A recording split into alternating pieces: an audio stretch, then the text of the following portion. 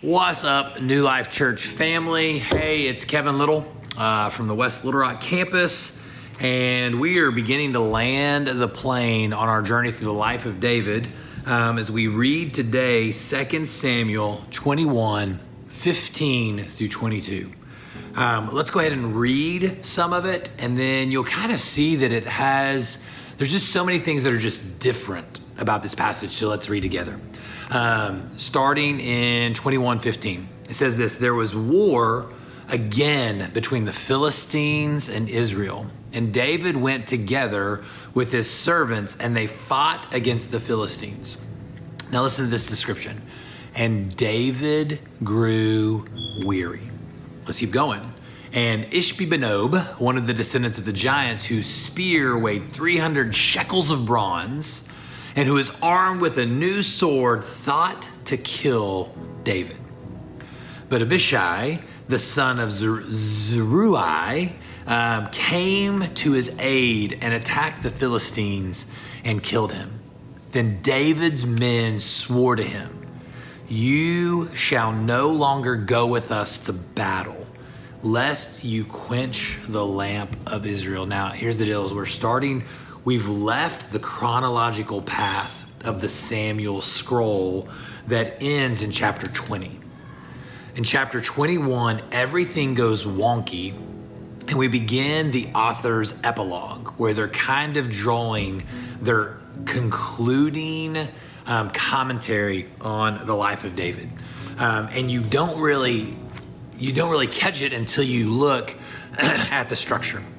So the first half of 21, they share a story of a failure from the life of Saul that David has to make up for. Now, again, the thing you have to remember is that all of these they're not in chronological order. They're just kind of pieces that they've picked together, but they form a new structure, because then mirrored on the back end of it is the end of the Samuel scroll is about a failure of David's when he takes the census. Now, back up, the second piece is a story of David's mighty men that talks about David's weakness, mirrored again in the second half of 23, where we hear again about the mighty men. And in the middle, there are two mirrored psalms, basically, poetic memoirs, where we find out about God is David's strength and deliverer, and then God is David's line and legacy. And so when you see this structure, you kind of see the purpose here is that he's telling a final epilogue, which is, yes, God has been faithful to David, and because of God's faithfulness, David has done and will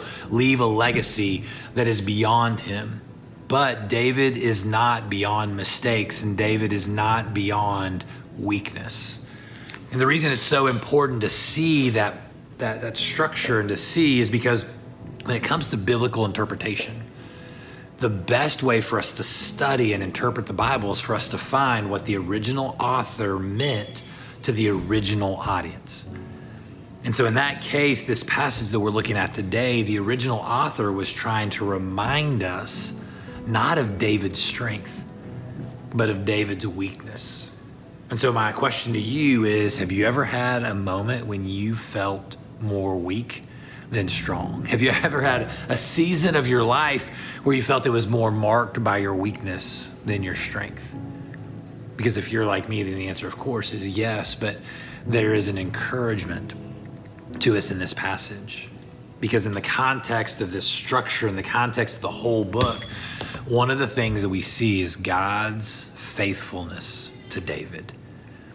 And so even though David is weak, like you can't escape it in this passage, the number of times he had to be rescued, the number of times someone else had to come alongside him, David is weak, but God is faithful. So there may be times in your life when you feel weak, but can you just rest in the confidence that even though you're weak, God is faithful? But we see another encouragement in the context of David's weakness, because the way that the author draws attention to his weakness is by reminding us that he was surrounded by mighty men. And so even though you are sometimes weak, you have strong friends. And I hope that's true of you. I hope that whenever you think of experiencing weakness in your life, that names come to mind, like David's story. Names come to mind, like Ishbi-Benob, right? Like, I think that's how you say it. Like Joab, like Abner, like Bethuel, right? Like there's all these names of the mighty men that surrounded David. And if you don't have those mighty men, those close, strong friends in your life, then probably your application point from our conversation this morning, your application is to go and to start building friendships, because times of weakness will come. I mean, if it came to the man after God's own heart, then times of weakness are going to come our way. But when they come, we can remember that God is faithful even when I'm weak. And we can remember, if we've cultivated them, if we've sought them, if we've invested time in them, then we can discover that even when we're weak, we have strong friends. So I hope this finds you encouraged, whether you're feeling weak or strong in this moment. I hope that all of us will make the choice to learn more about God's faithfulness and to spend more time to develop strong friendships. Have a great day.